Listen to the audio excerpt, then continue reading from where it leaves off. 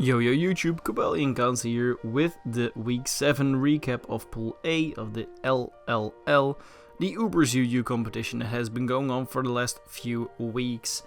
And now playoffs is almost upon us. There are 2 weeks remaining, we are at the very end. And now I like to shuffle up the order of things a bit.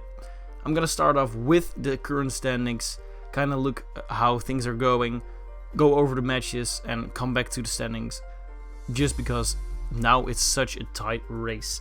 So when you look at the ranking right now, top 4 is pretty much certain of playoffs. Nebula, Asbab, Volt Ninja, Random Creep, I don't see them slipping up. I think mathematically they cannot be eliminated either, so they're currently pretty much secure. While Creator of Some, Excalibur, 2x Flying and PTK are in playoffs right now, but are not certain. They are not certain at this point. And the only player that is eliminated statistically is Vlone Victini, the replacement of Alice. So there are a lot of things that can still happen. And this week we have the matches between Nebula and Excalibur, Random Creep versus Volt Ninja, which is just, not really high stakes or whatever. Creator versus PTK, which is a very high stakes match. And Leo versus Flying, 2 players that really have to put in their best work to try to get playoffs, as well as Excalibur versus Nebula, of course. Nebula is secure while Excalibur isn't. So a lot of interesting matches. And we are going off of the order where the teams rank right now. So at first we are going to look at Excalibur with his attempt to get the playoff ticket versus Nebula. But Nebula really played securely. That Palkia O, that Barraskewda, 2 very solid mons. The mid game with the Makalola, it was so tough for Excalibur to pull through. I do want to note that Excalibur played the hell out of this match. They really tried their best. It's a sunny day on the GU. We got the sandstorm on the Glimmet trying to disrupt that weather. We see a very well played Wellspring. Ogrepon Wellspring, of course. The amazing ability versus Nebula, of course, and they try to utilize it as best as possible. They try to keep momentum high in this match, but they just not. They couldn't. It was a very good matchup for Nebula, and at the end, Excalibur kind of fell short, and it ended in a 3-0 win for Nebula, and Excalibur has to win next week in order to get to playoff. And going to the match that wasn't high stakes at all, but it was still very amusing. It's the early game Trick Room with the Enamorous versus that Electrode.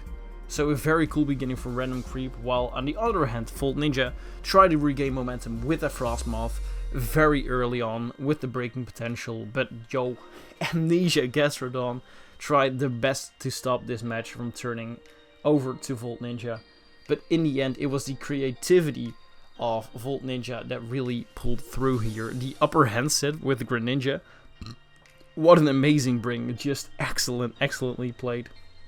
And even though Reshiram missed 2 blue flares, and even though Zamazenta won, Shield versus Sword was won by the Shield this time.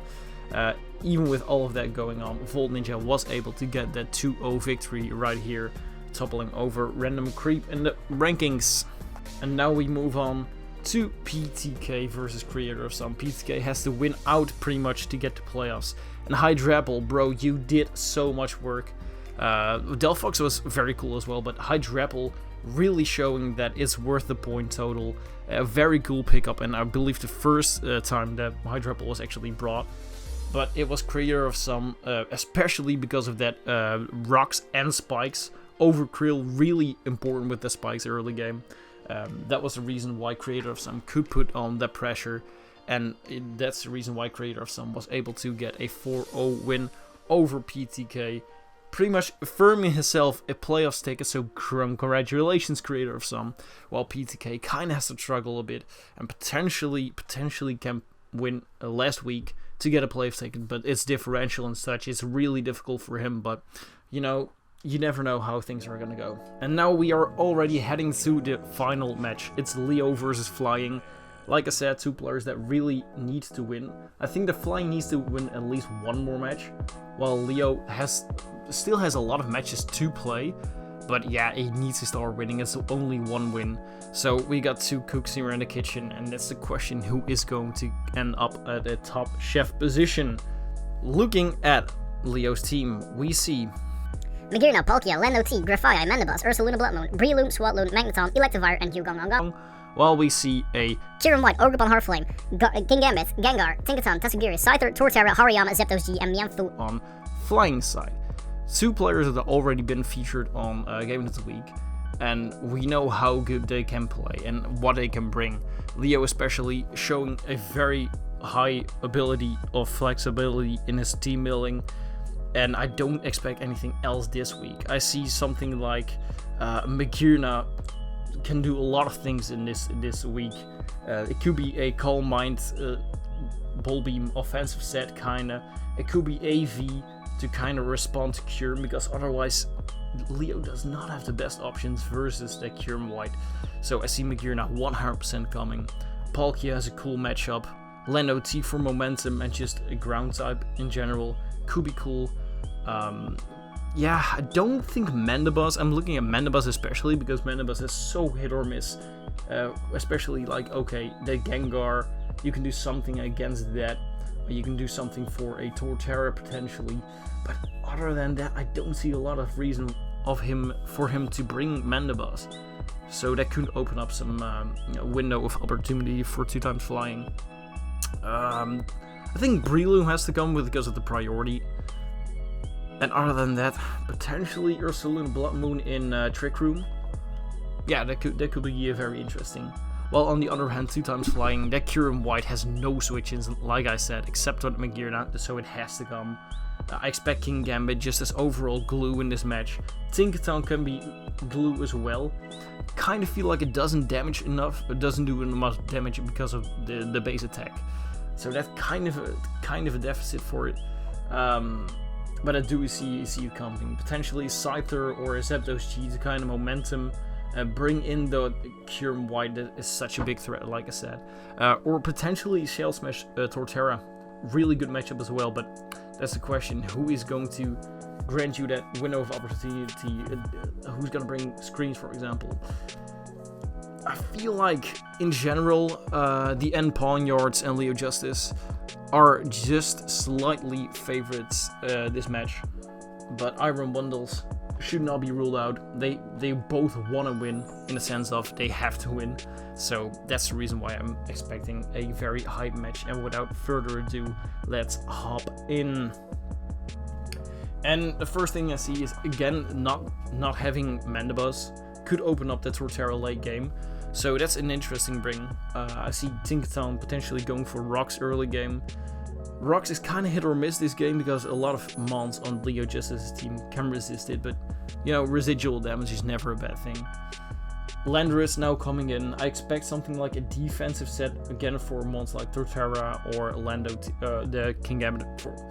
So, and here showing it is a Rocky helmet set, a more defensive Lando.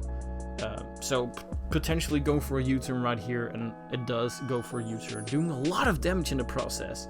So that's not the world's bulkiest Torterra, though Torterra is able to do almost 50% with a Headlong Rush against a resisted mon in Breloom right here. Zapdos G coming in, tanking a CC, even resisted, doing almost 50%. So a lot of damage going both ways right here. Zapdos G could go for a U-turn or a Thunderous Kick in this instance.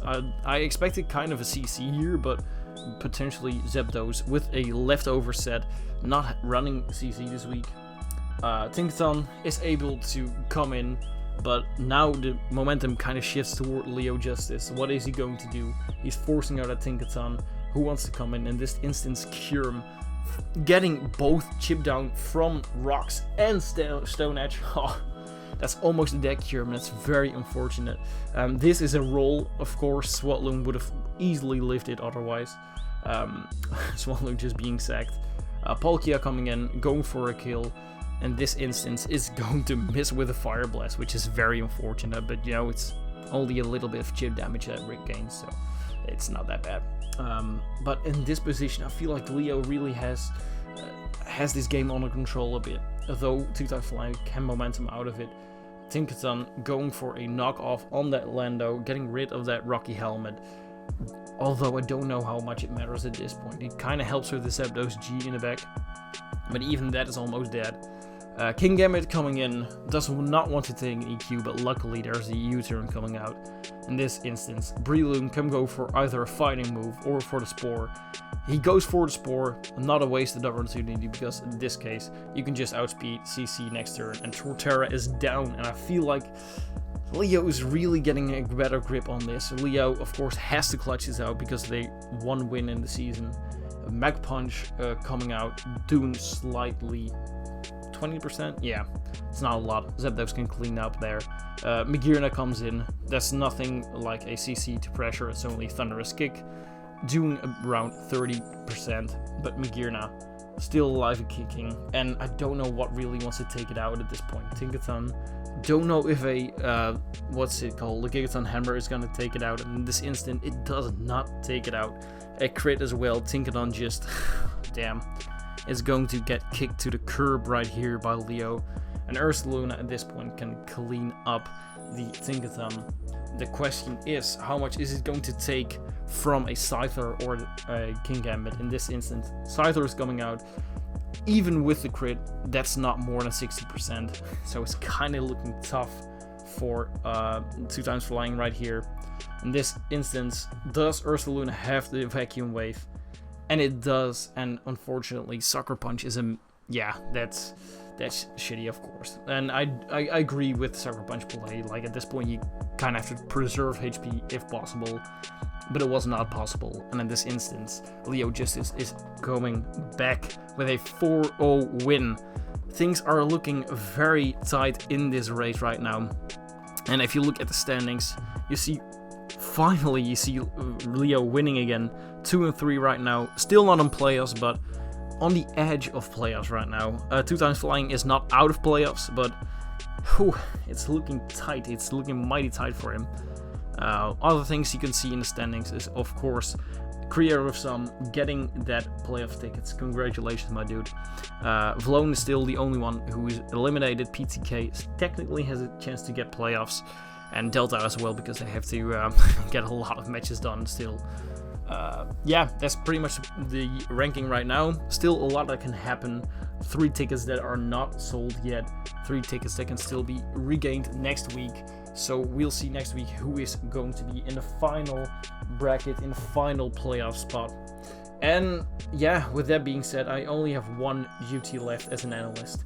And that's to give Overquill the game of the week, the mod of the week, of course. Yeah, it was such an important mod with the spikes, as the reason that PTK was so pressured is because of those hazards. And in this case, I just want to shout out the Overquill, not a mod you can usually shout out that much, but props, my dude.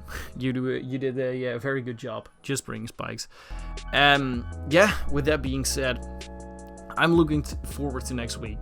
The big conclusion of the main season, who is heading to playoffs. There's a lot on the line, and next week, Butter and I am gonna take a look at how things fold out. But for now, I'll see you guys next time. Goodbye.